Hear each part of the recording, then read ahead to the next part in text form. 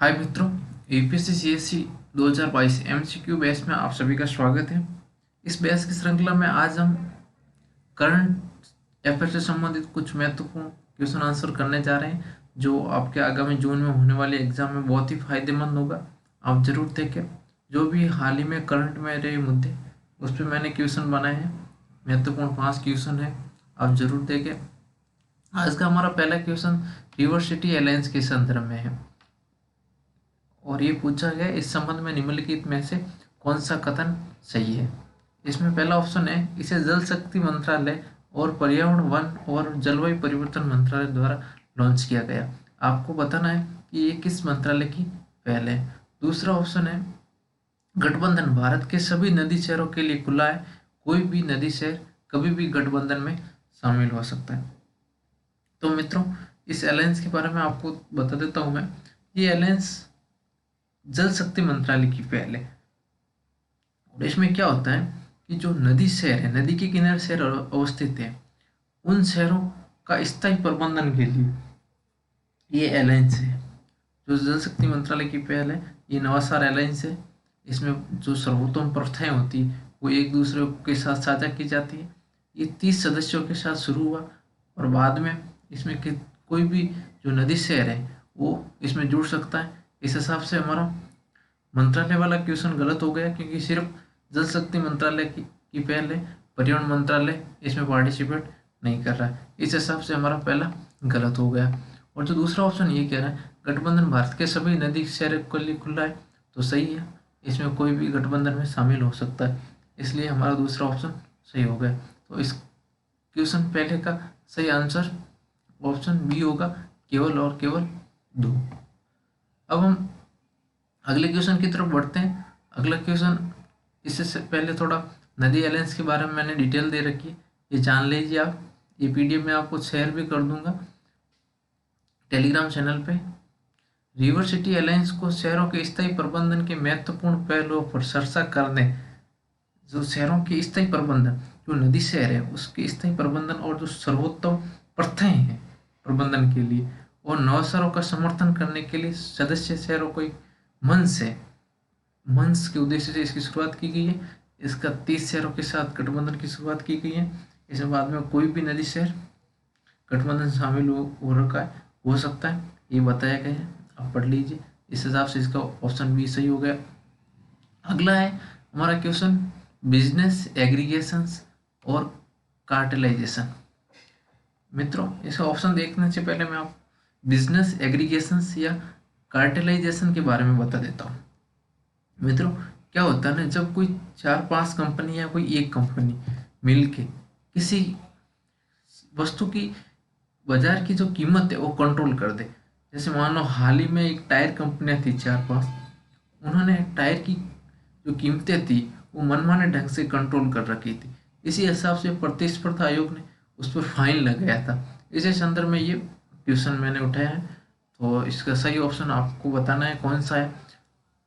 जो काट पहला ऑप्शन कह रहा है, प्रतिस्पर्धा आयोग भारत में कैटल कानूनों को लागू करने के लिए जिम्मेदार है। आपको पता होगा प्रतिस्पर्धा आयोग का मेन मोटिव यही होता है कि बाजार में एक स्वस्थ प्रतिस्पर्धा बनी रहे, किसी की मनमानी ना हो, कोई बाजार में एकाधिकार ना करे। इसी उद्देश्य से प्रतिस्पर्धा आयोग का गठन किया गया है और इन कानूनों को लागू करने की जिम्मेदारी भी इस प्रतिस्पर्धा आयोग की होती है। इस हिसाब से हमारा पहला ऑप्शन सही हो गया। दूसरा है, कंपनी और व्यक्तियों दोनों पर प्रतिस्पर्धा एक्ट के तहत मुकदमा चलाया जा सकता है।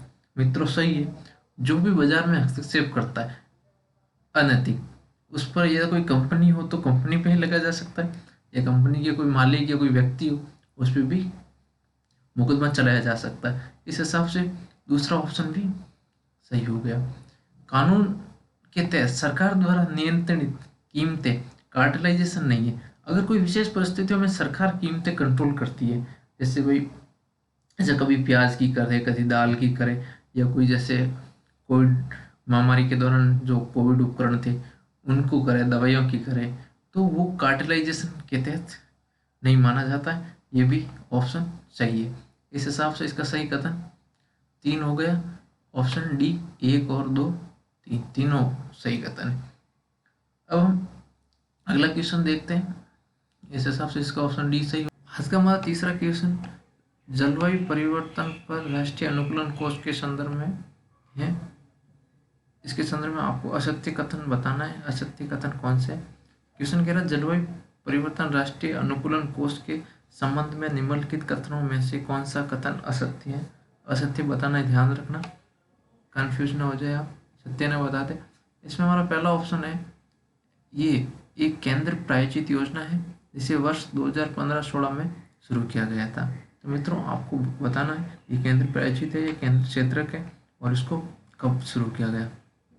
जैसा कि आपको पता है जो जलवायु परिवर्तन की जो नकारात्मक प्रभाव है या प्रतिकूल प्रभाव है उन प्रभावों का समाधान करने के उद्देश्य से केंद्र सरकार ने एक राष्ट्रीय कोष बनाया है जो जो पारिस्थितिकी अनुकूलन परियोजनाएं हैं उसको फंड देता है। इस हिसाब से ये सिर्फ केंद्र क्षेत्र की है, न कि केंद्र प्रायोजित, इसमें राज्य की हिस्सेदारी नहीं है। इस हिसाब से हमारा ये ऑप्शन केंद्र प्रायोजित वाला गलत हो गया। और दूसरा ये पूछ रहा है कि इसकी स्थापना 2015-16 में की गई। तो मित्रों ये बात सही है क्योंकि इसकी स्थापना 2015-16 में की गई, लेकिन इस हिसाब से हमारा क्वेश्चन एक तो रॉन्ग हो गया था। दूसरा है राष्ट्रीय कृषि और ग्रामीण विकास बैंक नाबार्ड राष्ट्रीय क्रियान्वयन इकाई है। इसको जो क्रियान्वयन नोडल एजेंसी के बारे में पूछा तो मित्रों आपको बताता हूँ नाबार्ड है वो इसकी क्रियान्वयन एजेंसी है। इस हिसाब से हमारा दूसरा ऑप्शन राइट हो गया, बट हमको असत्य कथन पूछा है। इस हिसाब से इसका सही आंसर कथन ये होगा। और इसके बाद में थोड़ा हम इसके बारे में एक्सप्लेन कर लेते हैं। जलवायु परिवर्तन राष्ट्रीय अनुकूलन कोष है जो केंद्र क्षेत्र की योजना है जिसे 2015-16 में स्थापित किया गया। इसका जो उद्देश्य है, मोटिव, ये है कि ठोस अनुकूलन गतिविधियों का समर्थन जो जलवायु परिवर्तन के प्रतिकूल प्रभावों को कम करते हैं। ये कि परियोजना मोड में है। परियोजना मोड में इसका श्रेय ये होता है कि कोई सरकार परियोजनाओं को पेमेंट देगी, जो पारिस्थितिकी अनुकूलन से संबंधित जो भी परियोजना होगी उसको ही सिर्फ पेमेंट करेगी। ऐसे इसमें ये क्षेत्र बताएं कृषि है, पशुपालन है, जल है, वानिकी है, पर्यटन है और इसके अलावा जो भी कुछ क्षेत्र है उसमें परियोजनाएं हैं जो अनुकूलन संबंधी, उसमें ये पेमेंट करेगा। इस हिसाब से इसका एक्सप्लेन पढ़ लीजिए। ये करेक्ट आपको मैंने बता दिया इसका ऑप्शन। अब हम अगला क्वेश्चन है अग्रिम जमानत के संदर्भ में कथनों पर विचार करना है, इसमें कौन से कथन सही है। इसके बारे में पूछा है ये एक व्यक्ति को गिरफ्तार किए जाने से पहले ही जमानत पर रिहा करने का निर्देश देता है। तो मित्रों अग्रिम जमानत यही होती है जब उसको गिरफ्तारी का पता होता है या गिरफ्तारी का भय होता है तो वो न्यायालय में जाकर अग्रिम जमानत ले सकता है। इस हिसाब से उसको गिरफ्तार नहीं किया जाता।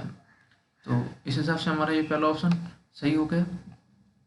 दूसरा है ये केवल उच्च न्यायालय और सर्वोच्च न्यायालय द्वारा जारी की जा सकती है कि अग्रिम जमानत आप सिर्फ उच्च न्यायालय या सर्वोच्च न्यायालय से ले सकते हैं। तो मित्रों आपको बता देता हूँ उच्च न्यायालय और सर्वोच्च न्यायालय के अलावा अपन सत्र न्यायालय होता है वहीं से भी अग्रिम जमानत ले सकते हैं। इस हिसाब से हमारा ये ऑप्शन गलत हो गया दूसरा। और तीसरा है जमानती और गैर जमानती दोनों तरह के अपराधों के मामले में अग्रिम जमानत के लिए आवेदन दायर किया जा सकता है। मित्रों ये ऑप्शन आपको पता होगा तो सही है, जमानती के साथ साथ गैर जमानती पर अग्रिम जमानत ले सकते हैं। इस हिसाब से हमारा तीसरा ऑप्शन सही हो गया। और जो प्रश्न का सही कूट आपको पूछा तो 1 और 3 हो गया। इसका सही आंसर ऑप्शन सी हो गया, 1 और 3। तो इसके बारे में थोड़ा कुछ जान लेते हैं। ये आपराधिक प्रक्रिया संहिता की धारा 338 के तहत असुरक्षित याचिका दायर कर सकते हैं। जो आपराधिक प्रक्रिया संहिता है उसकी धारा जो 338 है उसके तहत ये अग्रिम जमानत आप ले सकते हैं। और ये उच्च न्यायालय, सर्वोच्च न्यायालय और साथ में आपको ये को बता रखा है सत्र न्यायालय में भी इसकी अपील की जा सकती है। इस हिसाब से हमारा करेक्ट आंसर इसका सी हो गया, 1 और 3। अब हमारा नेक्स्ट क्वेश्चन है परमाणु अप्रसार संधि। मित्रों, एक ऐसी संधि है जो परमाणु हथियार है उसको रोकने के उद्देश्य से इस संधि को इम्प्लीमेंटेशन किया गया है। आपको बताना है इसमें कौन से हस्ताक्षरकर्ता नहीं है, आपको नहीं बताना है। इसमें 3 ऑप्शन है और एक ऑप्शन जो नहीं है आपको वो बताना है। मित्रों, आपको इससे पहले थोड़ा इस संधि के बारे में बता देता हूँ। ये संधि परमाणु अप्रसार संधि एक बहुउद्देश्य, इसके बहुत उद्देश्य हैं। ये परमाणु के अनैतिक प्रयोग को रोकना है। इसको 1968 में हस्ताक्षर हुए और ये 1970 से प्रभावी हुए।